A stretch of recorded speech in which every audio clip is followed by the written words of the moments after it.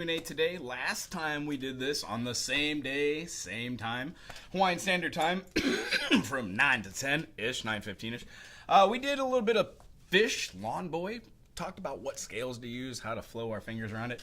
If there is interest on this channel for the fish type stuff, I know 150 plus tunes, I know a bunch of musicians across the world. What I was hoping to do is contact a couple of them, figure out what songs they would have covered reasonably, and then talk about the different parts that the boys use, seeing the different polyrhythms Fishman does and the simplest chords that Trey does. But today we're just going to be answering a little bit of questions. I'm trying to figure out what I want to do and go forth with this channel. If you have any ideas or suggestions, put them in the comment section. I'm going to answer questions today, which means I will be very attentive to the comment section, I swear. So my name is Wago. I teach in Hilo, and if you want lessons, BigIslandTinyFootprint.com. That's how you get a hold of me. The website's having a facelift. However, you can schedule a lesson with me, and if you just want to do a quick audit and see if you enjoy the way that I teach, great. Most of what we cover here in these sessions live is going to be the basics and the foundation of my teaching. So the first thing I want to just show here is the spider exercise. If anybody has a stringed instrument, doesn't matter what it is, even if it's not in tune, that's fine too. We're going to put a first finger on the first fret of whatever you're playing, whether it's fretted or not. Secondary finger is going to go on the second fret right in front of it, which means we're going to be able to take that secondary finger there and then put a little context to it. We want the note to come out. When we put our second finger down here, oh, hey, Tom, good to see you. When we put our third finger down here, we're going to be going in suit for our fourth finger. Now, there are two types of notes we can play. We can do flat chords, which are bar chords, and we can do pointy notes. These particular type of notes, they help to build calluses, get really good at moving the fingies around. What it does is it strengthens your hands so you don't get that, like, the feeling of your finger falling. I equate it to like a doe or a baby deer being born. Their legs are all waving in the beginning, and then after a couple days or so, I think they're standing up on all fours generally. So the long and short of it is, it takes a long time for humans to learn how to walk, so don't try and rush yourself. These are the most important things of the beginning. The challenges of getting each one of these notes to come out. Utilize one finger at a time. When you get to here, try and put one finger up onto the fifth string, the A string, if you're doing a guitar. If you're doing an ukulele, you're going from that high G or low G to the C.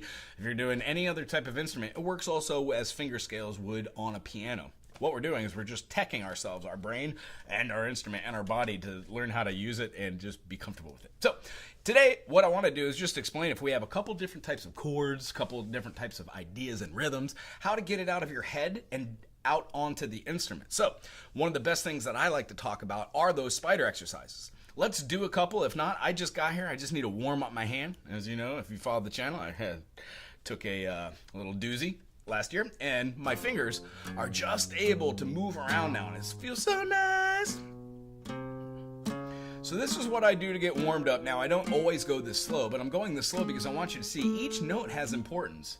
We're trying to get it out all at the same volume, trying to get it all out at the same rhythm. This is doing a couple different things. When you get to the top, all the way down to the bottom. Some of the lesson exercises that I do include octaves. And then when we do spider exercises, our octaves, our 1 and 3, 1-3 fingers, or our 2 and 4 fingers, are going to be controlling these. So some of the exercises we would do are like 1-3, 1-3, 1-3, 1-3, 2-4, 2-4, 2-4, 2-4. These get our fingers working in pairs, which is super great, because what we do notice is when we play chords like a G major, or a C major, or a F major, all these major typey shapes have this in it. A 1 and a 3. Do, re, mi. So do, mi. Do, mi. When we have these two and we move up here, we get a C. When we go up, that's an F. Now you can keep going, but that doesn't sound good. We'll explain that in another video. It just has to do with theory. That's not a chord we would generally use because it doesn't have a 1-3-5. All these chords are what we work up to. So if you get a book or you learn how to play online, or some of your buddies show you, how to play a G, it's not that this is right or wrong. It's just the notes that are consistent of it can be played really in any fashion. We just want to avoid playing certain things, but this is acceptable as well if your fingers do that. Mine just don't. Other ways to play G, if we look at it, what we're doing is we're taking different notes and putting them on the bottom. Hey, Tom! If we take these and we just move them up, they become other chords. So functionally, what I try to do is show students that getting your fingers strong, just playing arbitrarily down notes, all the way through these spider exercises gives you 24 opportunities to become awesome and then feel your way from top to bottom. That always seems like such a journey when you're starting. Also, fretboard recognition. You don't have to do this, but you can go F, F sharp, G, G sharp, A sharp, B, C, C sharp. Either way, it leads to being able to have understanding. You can do one string at a time and work it all the way up, or you can just work up these spideys. One of the contexts about this is the outside notes of the spider exercise aren't necessarily anything, but adapted. If we were to take a spider exercise, let's say at the 8 to 5 fret and just do all these, we eventually wouldn't just stay in one quadrant, 1, 2, 3, 4. We would move to 5, 6, 7, 8, and then 9, 10, 11, 12. At which, these 3 quadrants, they start again. Which means if you can play one finger, then you can play an open note, which is a note that way, flat. And if you can play 4 notes, you can play an extension finger to the 5th. Boom. That covers almost all your bases for every single scale, because it includes a standard scale, secondary scale, third scale. And that's what we work on to kind of fly through this. One note at a time. And it seems so super boring in the beginning. It surely does. And I try and make it fun for all my students. So if you like this channel, please subscribe, put a thumbs up, ask questions, keep it classy if you could. And then tune in on Tuesdays around 9 a.m. Hawaiian Standard Time. Whenever that is in your time zone, let me know in the comment section too. I'd like to see where people are from. So going on with that concept, spider exercises don't always have to be downstrokes. They can be upstrokes, which by far are the most important thing to do because we don't often think about these in the beginning. This is how we do a spider exercise, just to get warmed up. Make sure all these fingers come out. Eventually, you can do alternating picking, which is a down-up. If you don't even have your hands over here do anything, and you just mute it, you can do that over on your hand. You would have something along the lines of 1, 2, 3, 4, right? Well, if you did down, up, your hand's left in the up position, which is okay to practice going down to the A. But if you go up, down, your finger's already ready to go down to the A. That's a great way to practice where these strings are in juxtaposition to each other. Who thought you would tune in on a Tuesday to hear nothing? But this really is the basis of it. If you can't go that fast, slow it down. What I try to tell all my students, even to myself, I talk really fast. I get it. Take a deep breath, slow it on down, have some fun with it. The idea is if you do something at 40 beats per minute, then you could probably do that at 80 beats per minute if you practice it for 10 minutes. And then you could probably do it at like 120 if you practice that for like an hour. Once you do the initial practice, you're done. That time's over. It is the foundation. Just like anything that you do well, no matter what it is, gardening, swimming, fishing, flying, you've put enough time into it. That's really what we're going for on guitar. So if you play 5 minutes in the morning doing spider exercises and the next exercise I'm about to show, they're called teeter-totters or seesaws. The idea is if you have a fulcrum and a bar and put 2 concepts on both sides, both are the exact same, they're not really outweighing each other, they're equal. But I want you to see what it looks like through the eyes of a chord you might or might not know. We had just before mentioned that G major. It has the 1 and the 3 and then a 1 up top, and every other note that's played open is part of the chord. Because in the key of G major, there are sharps. In the key of C, there are none. So what we do is we say C, D, E, F, G, A, B, C, and it correlates with your scale. When we go to G, we do the same scale no matter where we are, but we must include that note. Now, naturally, when you're following this second set, it looks and feels exactly like that first C. Let's not get ahead of ourselves. It just so happens you can't say G, A, B, C, D, E, F. You have to say F sharp. That's because it's included in the key signature. So when we play G major, G, A, B, C, D, G, B, D is our triad. All the notes that are played there are G, B, and D. The bottom one on the 6th string, G. We have a B, an open D, a open G, an open B, and a G. So G major. Now watch, pinky note right here. I'm going to take off a first finger. I'm going to put my second finger where my first finger was. I'm going to put my third finger where my second was. And then I'm going to put my pinky on the fretboard, exactly where that one was. It's the same exact chord. The way that I teach this, and I hope that you pick up on this, is a lot of people can play chords, but the rhythm is the really hard part. So why not take a chord you know, like a G major or an A major? If you're playing your A majors like this, why have just one finger on the fretboard for awesomeness? Why not try and do a little bitty bar? You're going to throw your instrument up here. As you can see, I'm playing the three notes here. Bum, bum, bum. The E, the A, and the C sharp, and leaving the top E open. Now this is true on an ukulele. Instead of playing a D like that, if you play like that, you can play a high note just to cover that awkward open string if you haven't quite got the lift that leaves that little E string. Other than that, when we play this G major, I'd like you to play a whole note with me, all right? We're going to go 1, 2, 3, 4. Just get that hand rocking, motion of the ocean, up and down, up and down. What we're exhibiting here are like eighth notes. We have a downbeat, the 1, the 2, the 3, and the 4, and then we have an upbeat, and. So what we do with whole notes, we play on the 1, 1 and 2 and 3 and 4. And now I'm way overdoing this right now. The idea is the distance between the end of your middle finger and then your elbow is a straight line. So it kind of acts as a fulcrum. Again with the fulcrums. You're going to have this straight line going like we're seeing no angle, 10, 12, 15, 45, and then don't go all the way up to 90 degrees. That'd be silly. But the idea is when we're doing our up and down like this, which is relatively stiff, we keep it as close as we can to the sound hole or a fretboard or the back of the bridge in the saddle. And then our hand, while we're doing this really stiff, our hand acts like it's shaking.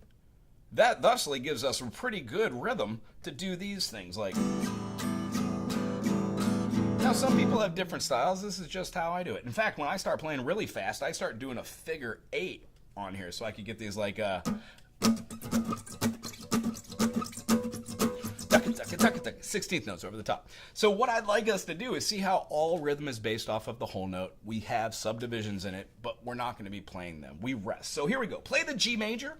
1 and 2 and 3 and 4 and 1 and 2 and see how we're going so slow, but we're counting the rest and we're going to come back in on the 1. This time I want you to put your second finger where your first one was, third one where your second one was on the rest, and then pinky on the fretboard on the rest, and play on the 1. What we just did was we used every single rest on the downbeat to place a finger. We have 4 beats. We have 3 fingers. That means one of them is going to move on the first one right after. If you can't go this fast, slow down. Or play it with a chord that only has 2 fingers on the fretboard or 1.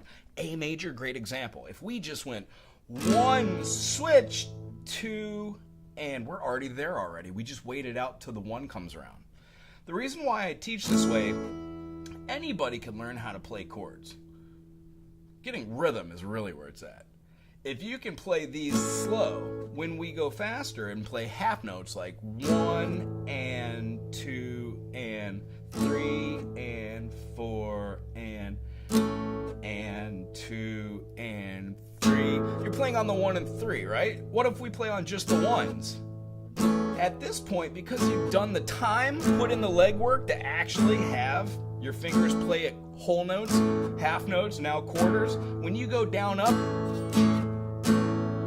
and do eighth notes, your hands no longer just like layer, they go in one fell swoop. It's hard to see with the A because it's just one finger, but if you were to play something like the D, you could have 1 and 2 and 3 and 4. They layer. 1 and 2 and 3. Well, when you're doing half notes, you want to do it quicker, so your brain says go faster.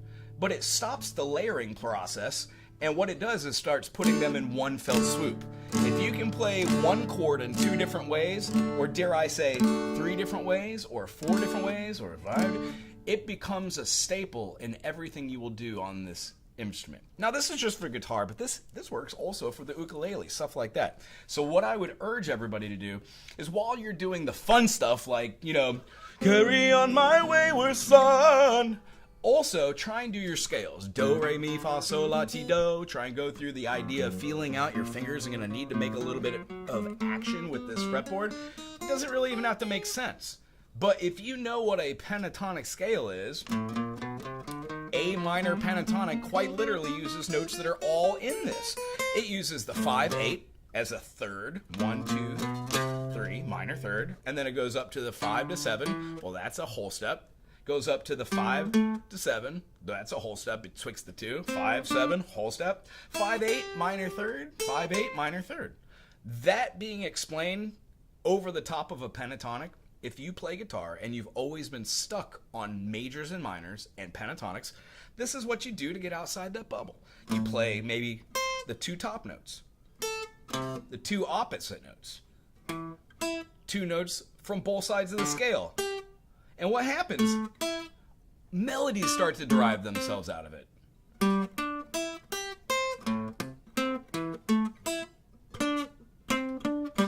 And you don't have to stay within all the penocks. You could go outside the pentatonic system, and that leads to a little bit more fun. So if we had something like an A minor 7 to an A minor 6,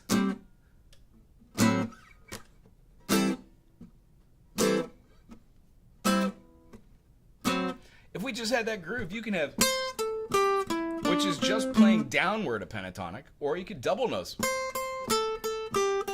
That's how we practice, but that's not how it comes out when we jam. It comes out diddly diddly diddly. You know this, it's all the heat of the moment. So what you practice while you're doing the practicing of practicing the practice is what actually comes out when you start playing. Cool, I'm going to switch gears here, and I'm just going to play a song because I don't feel like talking anymore. If anybody has a question, put it on out there. If you have a song request, I can do that too. Let's see here, what's in the top? I Feel Fine. Paul McCartney, John Lennon. We're going to play a C7 with this one. It's in the key of C major, so I'm going to do a C major, D minor, E minor, F major, G major, A minor. Many types of B diminished. We can do a G7, which sounds like it. We could play a B, F, D, and a B. And don't play the outside notes. That works. We could also bar right here and play. That puts a really low end on it with the F there, though. All are great, but typically the 5 dominant, the G made into a dominant 7 chord, generally works the best. C major, D minor, E minor, F major, G major, A minor. And the reason why we don't say G7 last when we call it B diminished, even though it exhibits the same kind of chord structures, is because you don't say things twice when talking. Why would you say things twice when explaining music? We have 7 notes. We don't need to use one of them twice. So I Feel Fine. This one, C7. We have so that's a dominant chord. You could play with a C major, put the pinky down on the B flat. That backwards triangle there, like we were just talking about with the 1 and 3, is going to look very reminiscent. It's the 1, 3, and 7. So whenever you play that anywhere, that's generally your 1, 3, and 7. This shape on this phrasing makes up a major 7 chord, but you just have to remember it's the difference between having that finger or not. Exhibiting that really helps. And knowing the difference between the two is really cool. Okay, so C7, G, F, C7, blah, blah, blah. The turnaround goes to I'm So Glad C major, to an E minor, F major, and then a G. You could play the G major like we were talking, but since the next chord we're going to go into is a C, I don't want to have to move my finger back there. So a little hit, why not play it with your secondary finger of G, so you could just go like that. Cutting out little shortcuts on having your hand moving around means that you can play for longer. You develop skills in that region with those fingers that are different for different types of feels. Blues, 7 chords. If we're playing jazz, major 7 chords, but you can decide that when you go through and play. Right on. So as far as reaching out here, if you have any questions about this song while I'm playing, ask ahead. We'll talk about a little bit of mode to play after the top. 1, 2, 3. Baby says she's good to me. Happy. Oh, what's my starting note? We have it's a D? No, it's a G. Baby said good to me. Happy as can be. She said so. with her and I feel fine. Baby says she's mine, you know. She tells me all the time, you know. She said so. I'm in love with her and I feel fine. C to E. I'm so glad she's my little girl. She is so glad she's telling the whole world. Back to the top. Baby buys her things, you know. Buys her diamond rings, you know. She said so. I'm in love with her and I feel fine. I think there's a groove in here.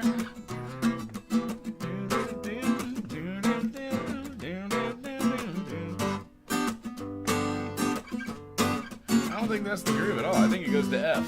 And then back to it. I'm so glad she's my little girl. She is so glad she's telling the whole world that her baby's buys the diamond rings, buys it all kind of things. She says so. I'm in love with her and I feel. Go to the coda.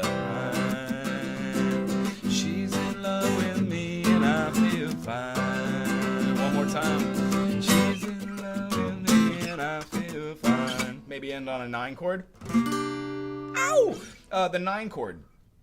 The difference between a C major add 9 just puts the D note, because if we have C major, there are no sharps and flats. C, D, E, F, G, A, B, C, right? So out of those 7 possible, our 9 chord, 1, 2, 3, 4, 5, 6, 7, 8, 9, would be the D. Our C is our Do, so the next note has to be right after C. If we play a C major add 9, we just add that note. The way I see it is this. C, E, G, that's a major triad, right?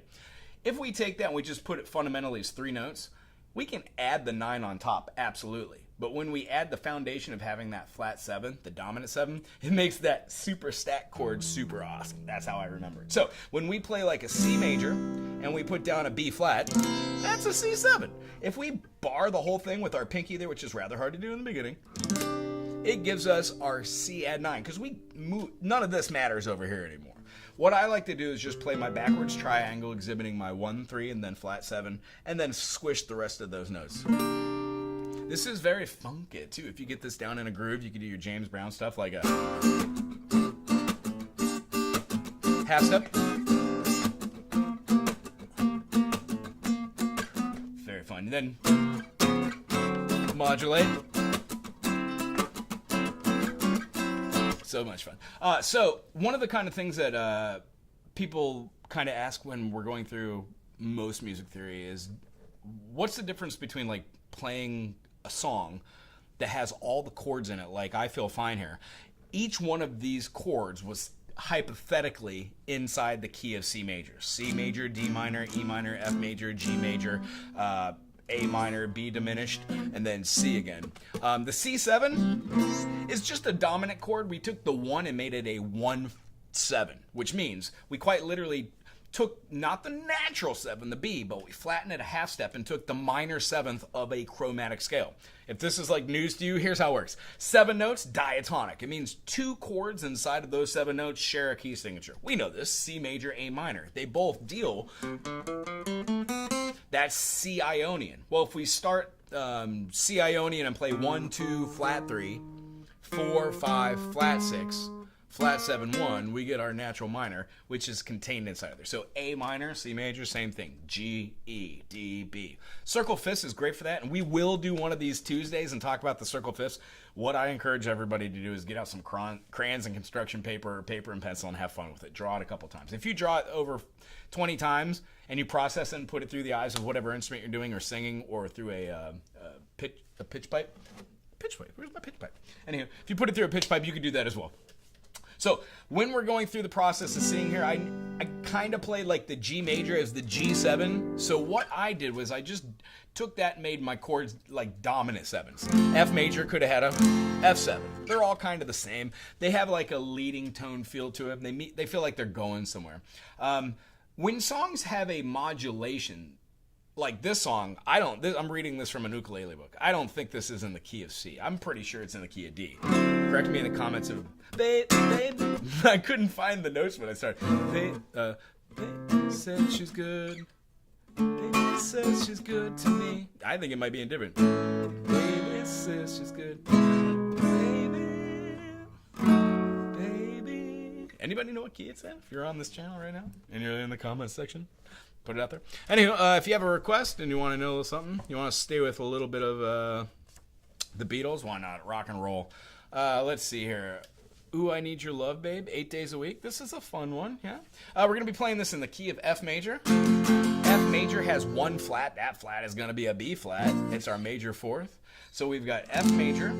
We can go up and play G minor by playing the same bar chord we did at the first fret, but remove our middle finger, which is going to be playing the major third. Now it's a minor third. And the next chord is going to be an A minor. It's the minor third. As we said, the B flat is going to be playing what we look like as an A shape. Right over the top of that, guitar style today. We can move that up for a C major bar chord or play Old Faithful. The relative minor, the key of F, is D minor. So all the notes that are inside D minor are also inside the key of F major. At least the natural minor. And then the last chord we're going to do is, believe it or not, we can play that C7, and it functions as that E diminished, and it resolves right back to ba-bum, to the F. So F major, G minor, A minor, B flat major, C major, D minor, E diminished, not C, some of the same thing. Only chords that are outside of the key here are going to be a B flat 6. So what we're going to do is we're going to take this B flat right here. 1, 2, 3, 4, 5, 6 is going to be our open G. So G flat is going to need to be in there when we play our B flat. It's going to sound a little awkward when we do it, but it's a passing tone. You'll understand when we get there. And then the other idea is, remember how we just talked about a C add 9? Nice! It just doesn't have that flat 7 there. If we did have that flat 7 in the key of F, we would have F, G, A, B flat, C, D, E, right? So E flat would need to be present when trying to figure out that F dominant. Ooh, right there. So what we would like to do is add a 9 on top of that. When we add the 9, we just simply need to say, what's the next note after F? A, B, C, D, E, F, G. Cool. Well, we play an F major, add the G note. Ta-da! That's a 9 chord. So, what's the first note? First note's a B.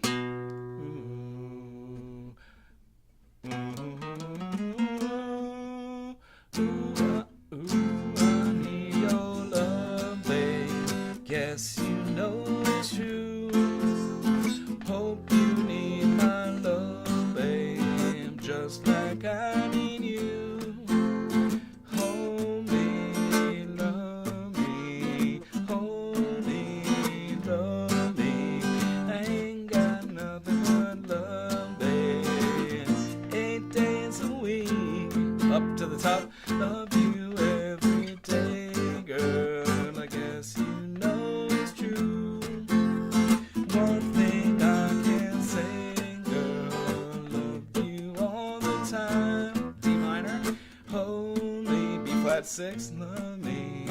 Hold D minor, G, love F. I ain't got nothing but love, baby. B flat, take the second time. C, 8 days a week. D minor, I love you. G. B flat to F is not enough to say I care. Ooh. And we're gonna go into the second one. We have an F here. Ooh, I need your love, babe. Yes, you know that's true.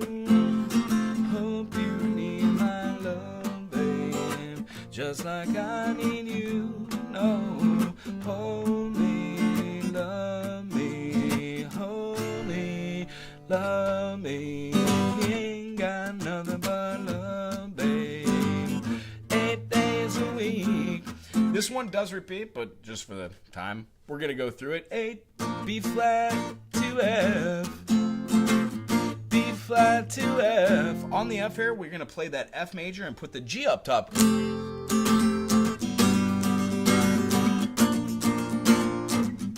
And what I did was I played the F7 and I put the G up top. That would have given me the F9. Ooh, you know what? It called for an F add 9. So what we want to do is we want to play same thing here, but if you can't, use this finger to cover both of those notes and just put the pinky up top. That would give you a traditional F add 9. Cool, I hope you enjoyed that song. And tell you what, If you have any questions, throw them on out there. Otherwise, I'm just going to keep playing a couple tunes, maybe switch over to a different instrument.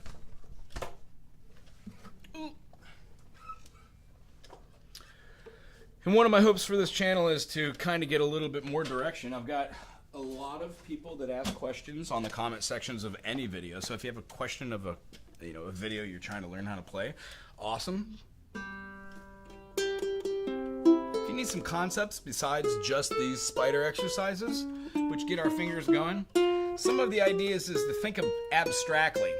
What a lot of people want to do is be like playing really fast through scales, and one of the first things we do when we learn scales is to learn the pentatonic 5. So in each one of these, it's kind of interesting to go like, if we're on a ukulele now, C major, C, D, E, F, G, A, B, C. When going through stuff like this, we don't always have to go up a scale. We could go down the scale. Or we could go alternate notes, where we could play C, E, D, F.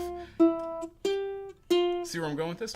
It's a very interesting way. It gets your brain moving so you can pull that out, as I said, after playing it 100,000 times, whenever you're playing any kind of melodic music. So, how about this one? What is this? Daydream? What a day for a daydream. Okay, we're going to play in the key of G major. G major has a G major as the 1. A minor is always going to be the minor 2nd in the key of G. Just going to scoot that up to play a B minor. And then we have our C. After C, we have a D major. Now, we aforementioned this, but a lot of people play their D major like this so they don't have to hit this open note. And what I'd love to have everybody do and try is to try and put one finger down over the top of each one of these, right in the middle. You don't want to swim on the shore or on the nut or on the metal fretting. You want to swim right in the middle. And the concept is you want to lift that side finger so it opens up that string. It's a hard concept. If you're not great at that, you can just bar it and play B minor 7, which is close to D major's relative minor as the 6, and then put the pinky up top on the 5th and get that D note. It's a good way to get a full chord while you're working on trying to get this. And remember, try it with every finger. When we go after that, the minor 6 in the key of G is a E minor. Again, these are all legato notes. They have a one open string over the top of it, so you can't play them staccato, which means very fast and short. But if you were to take a D minor, which I know everybody knows, if you don't, play an F, which I hope you know, and put your finger on the D. And if you don't know either of those, check out my channel. When we're going up our next note, we're going to be playing the diminished. Now, in the key of G, the diminished is F sharp diminished. It is the first key to have a sharp. It's always the note right before our root. So, G, A, B, blah, blah, blah, blah, blah. So, F sharp, G, A, B, C, D, E, F sharp, G. More importantly, it is the diminished. You could call this a D7, but as we said on the guitar work over there, we could turn any chord into a 7 chord just by dropping its root down a whole step to that dominant note, the minor 7th note in a diatonic scale. And blah, blah, blah. Words, words, words. But eventually, it will make sense. So we're going to start this one off. The only notes that are outside the key that we just showed, G, A, B, C, D, E, F sharp, G, is going to be an E7. So first finger is going to hit the G sharp or the A flat. Second finger is going to hit the C string on the D note. And then all the way up top, after skipping the E string, play the B note on the A string. Once again, all these are available on the channel. There's a couple different ways to view them and play along with them. And I would suggest try and play with multiple fingerings, meaning teeter-totters. All right. After that, the only other chord that we have, D7 sus. So a D7 sus is a funky chord. We already talked about the F sharp diminished. Well, that's a D7, right? When we add that note, if we add this note here on top of D major, D, E, F sharp, G, 1, 2, 3, 4, that G note is going to act like a sus. So what I suggest is get two fingers that are comfortable right next to each other, make one a long stack, make one a short stack. Mine feel great to do it with the secondary fingering. I hope I remember to do that once it comes along. Here we go, down in 4/4.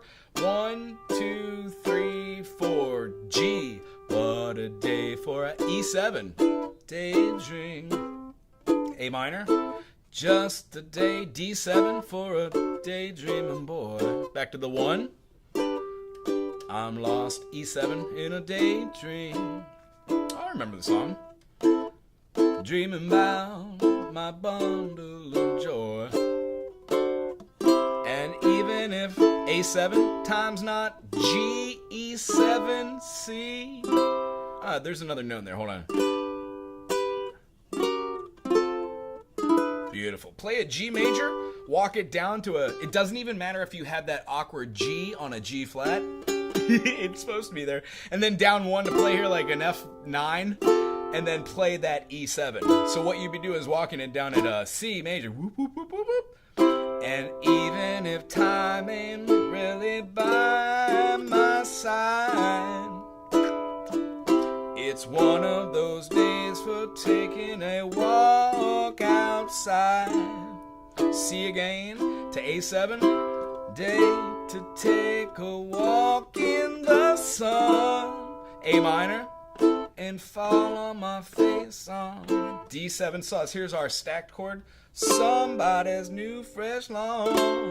To the D7 resolution. Back up to the top. A little more pizzazz. I've been having a daydream, on a dream since I woke up today. Starting this sweet dream, 'cause she's the one that makes me feel this way. And even if time is passing me my lot, I couldn't care less about the dues that I got. I'm blowing the day to take a walk in the park, yeah, and pie in the face being sleepy and alone. I'm gonna go up to the top. I think he whistles at this part. I'm not a big fan of whistling. Blah, blah, blah. Next time we do, we go all the way down to the second ending, follow the coda, and it just takes you out. And maybe down for 1,000 years. What a day for a daydream. What's a day for a daydreaming boy? It's a day for a daydream. A minor. Dreaming about D7's bundle of joy. Nice. What is it? So the crux of this song is really that one. If you do not want to hear that G sharp over the flat, or the flat diatone there, you can play it as a G right here. Now granted, G major with that same note is up here, C and C. Therefore, we can work it all the way down. Hey Michael, how you doing? Hey Frankie Poo. What's cracking? Does anybody have a question or want to hear a request? John Sebastian was who wrote that. I would have never guessed that. If I had to guess, I'd say like 3 Dog Night or something. Ba-da-ba. Bailey, won't you please come home? Oh, that's a good one. And if anybody is seen my channel here, I'm actually going through a book called The Daily Ukulele. There's 300 plus songs. I use it for something other than the ukulele. They generally try to put the songs in something so it's like in a key relative. But it doesn't matter to me. We'll play them in any key. Oh, that's a really, really cute song. Red River Valley. Frankie Poo, where you from, man? I have not seen you on my channel. Let's see here. On the Road Again. We're going to do this one in the key of C. C major, D minor, E minor, F major, G major, A minor, B diminished, G7, and then a C again. For this song, the only ones that are outside the pocket of that E major 7 diatonic, C, D, E, F, G, A, B, C, is going to be the E7 again. We're going to play that one with our G sharp, our D note, and our B. Absolutely. And then we're also going to have like that G7, but we're going to call it a G7, not a B diminished. And then we're going to turn our C major, the 1, not into a C major 7, but into a C dominant 7, C7 right there. We know it because we're using the minor 7, that B flat. All right, here we go. There's pickup, and they're the same note, and that note is G. So, and then C. Road again. All downstrokes. I just can't wait. E7 to get on the road again. The life I love is making D minor music with my friends. F to G7. I can't wait to get on the road again. We're gonna take a repeat. On the road again. C into E7. I just can't wait to get on the road again. Seeing things that I might never. D minor, C again, F to G7. I can't wait to get on the road again.